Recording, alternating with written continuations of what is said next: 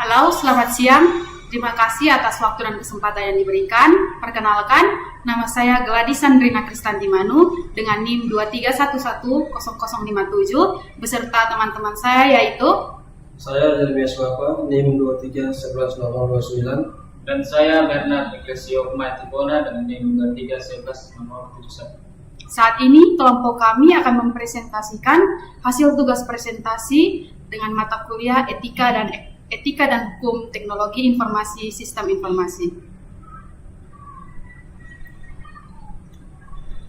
E-commerce adalah semua kegiatan perdagangan yang dilakukan melalui media elektronik. Kegiatan ini mencakup transaksi jual beli antara penjual dan pembeli, baik secara elektronik dengan bantuan komputer sebagai perantara. Berikut beberapa kejahatan yang berhubungan dengan e-commerce. Yang pertama, kebocoran data pengguna Tokopedia. Kejadian terjadi pada September 2023. Kebocoran data ini terjadi ketika hacker berhasil mengakses database pengguna, mengakibatkan informasi pribadi seperti nama, alamat email, dan kata sandi bocor ke publik. Kasus ini menarik perhatian media dan masyarakat luas, memicu diskusi tentang keamanan data di platform digital. Sanksi sosial, masyarakat menjadi lebih waspada terhadap keamanan data pribadi dan mulai mengadopsi praktek keamanan yang lebih baik, seperti mengganti kata sandi secara berkala. Sanksi hukum, Tokopedia menghadapi tekanan dari pemerintah dan masyarakat untuk meningkatkan sistem keamanan mereka. Meskipun tidak ada sanksi pidana langsung, kasus ini mendorong pembahasan lebih lanjut mengenai perlindungan data pribadi di Indonesia. Yang kedua, penipuan berkedok hadiah di media sosial. Kejadian terjadi pada September 2023. Penipuan ini melibatkan pelaku yang mengaku sebagai penyelenggara hadiah dan meminta informasi pribadi dari korban dengan iming-iming hadiah. Banyak pengguna yang terjebak dan kehilangan uang atau data pribadi mereka. Kasus ini menyebar dengan cepat di kalangan pengguna media sosial. Sanksi sosial, masyarakat mulai lebih berhati-hati dalam memberikan informasi pribadi dan mengikuti akun-akun di media sosial. Banyak pengguna yang saling berbagi informasi untuk menghindari penipuan. Sanksi hukum, pelaku penipuan dapat dijerat dengan Undang-Undang Informasi dan Transaksi Elektronik yang mengatur tentang penipuan online. Beberapa kasus penipuan ini dilaporkan ke pihak berwajib dan penyelidikan dilakukan untuk menangkap pelaku. Yang ketiga, penipuan diskon dan voucher oleh seller di JDID. Kejadian tahun 2021, JDID terlibat dalam kasus di mana pihak tidak bertanggung jawab menawarkan diskon dan voucher palsu. Pengguna membeli menggunakan voucher tersebut tetapi tidak dapat digunakan atau sudah kadaluarsa. Sanksi sosial yang didapat, kritik publik di media sosial yang negatif, dan kehilangan kepercayaan investor dan mitra kerja. Investor mungkin melihat kasus ini sebagai risiko terhadap stabilitas bisnis. Sanksi hukum yang diterima, pelaku penipuan yang terlibat dapat dijerat dengan pasal 378 KUHP tentang penipuan dengan ancaman hukuman penjara hingga 4 tahun. Pelanggaran ITE dengan dapat dijerat dengan Undang-Undang Transformasi dan Transaksi Elektronik atau ITE.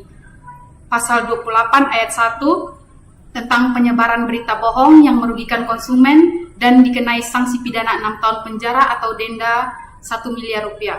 JDID juga dapat dikenakan sanksi administratif dari regulator dan Badan Perlindungan Konsumen Nasional atau BPKN berupa peringatan atau sanksi lain jika hal ini terulang. Yang keempat, kekecewaan konsumen terhadap pre-order Yamaha Fazio di blibli.com. Kasus ini terjadi pada bulan Mei tahun 2022. Beberapa pengguna Blibli melaporkan kegagalan pengiriman barang pada skema pre-order, salah satunya yaitu pre-order Yamaha Fazio di Blibli. Sanksi sosial yang diterima, konsumen yang kecewa biasanya akan menyuarakan kekecewaan mereka di media sosial yang akan berdampak negatif. Berkurangnya minat konsumen terhadap pre-order di Blibli. Sanksi hukum yang didapat, kewajiban pengembalian dana atau refund berdasarkan Undang-Undang Perlindungan Konsumen Nomor 8 Tahun 1999. Sanksi administratif yang akan diberikan oleh Otoritas Jasa Keuangan atau OJK. Konsumen sendiri juga dapat menuntut Blibli atau Yamaha melalui gugatan perdata atas dasar wan prestasi atau pelanggaran perjanjian atau perbuatan melanggar hukum PMH, terutama jika kerugian yang dialami signifikan dan tidak ada penyelesaian dari pihak terkait. Yang kelima, kejahatan pencurian 1293 data kartu kredit. Kejahatan carding adalah bentuk penipuan yang melibatkan pencurian data kartu kredit untuk melakukan transaksi legal. Pelaku yang dikenal sebagai karder menggunakan informasi yang dicari untuk membeli barang atau layanan secara online. Kejahatan ini seringkali melibatkan informasi teknologi dan dapat berdampak serius pada korban dan institusi keuangan. Di Indonesia, kejahatan carding diatur dalam Undang-Undang Nomor 19 Tahun 2016 tentang perubahan atas Undang-Undang Nomor 11 Tahun 2008 tentang Informasi dan Transaksi Elektronik atau UU ITE. Sanksi hukum: pelaku kejahatan carding dapat dikenai sanksi pidana berupa penjara, masa hukumannya bervariasi tergantung pada tingkat kerugian yang ditimbulkan dan unsur-unsur pidana lain. Jumlah denda juga bervariasi dan dapat mencapai miliaran rupiah. Yang keenam, ratusan ribu data pengguna Shopee, Lazada, Ditjen Pajak diduga bocor. Phishing adalah salah satu bentuk kejahatan siber yang paling umum dan berbahaya. Tindakan ini melibatkan upaya untuk mencuri informasi sensitif seperti kartu sandi, nomor kartu kredit, atau data pribadi lainnya dengan cara menipu korban agar memberikan informasi tersebut secara sukarela.